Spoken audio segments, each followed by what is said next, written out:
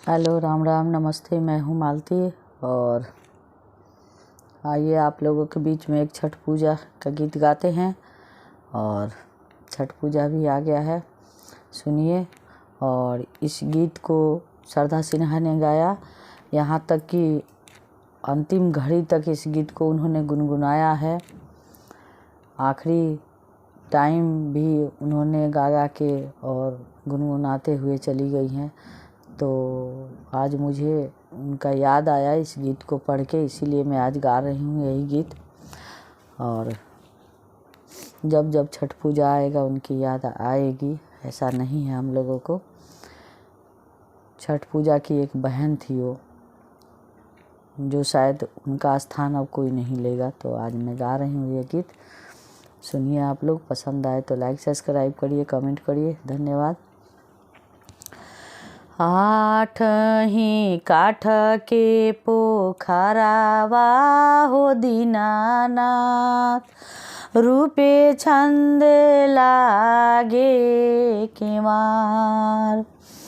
आठ ही काठ के पोखरावा हो दीनानाथ, रूपे छंद लागे केवार। ताही ऊपर चढ़ी सुतले हो दीनानाथ, बांझिनी केवड़िया धैले ठार। ताही ऊपर चढ़ी सुतले हो दीनानाथ, बांझिनी केवड़िया धैले ठार। चदरी उघारी जब देखले हो दीनानाथ, कौने संकट परले तोहार। चदरी उघारी जब देखले हो दीनानाथ, कौने संकट परले तोहार। पुत्र संकट हमारा पर परले हो दीनानाथ, ओहिला केवड़िया धैले ठार। पुत्र संकट हमारा पर परले हो दीनानाथ, ओहिला केवड़िया धैले ठार। चदरी उघारी जब देखले हो दीनानाथ, कौने संकट हमारा, कौने संकट परले तोहार।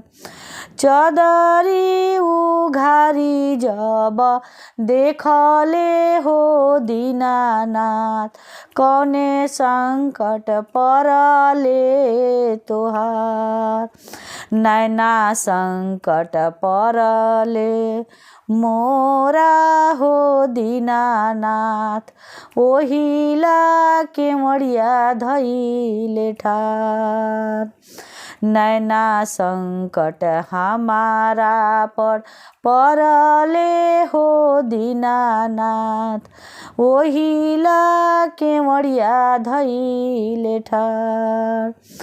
चदरी उघारी जब देखले हो दीनानाथ, कौने संकट हमारा पर चदरी उघारी जब देखले हो दीनानाथ, कौने संकट परले हमार।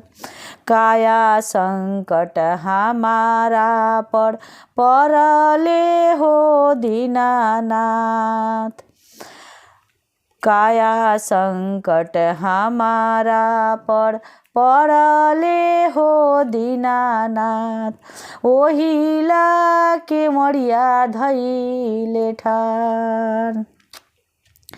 बांझिनी के पुत्र दिहले बांझिनी के पुत्र जब दिहाले हो दीनानाथ, खेलत कूदत घर जास। बांझिनी के पुत्र जब दिहाले हो दीनानाथ, खेलत कूदत घर जास।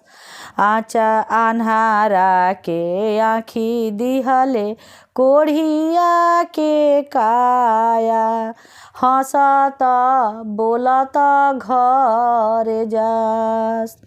अन्हारा के आँखी दिहले कोढ़िया के काया, हंसत बोलत घर जास। जय छठी मैया।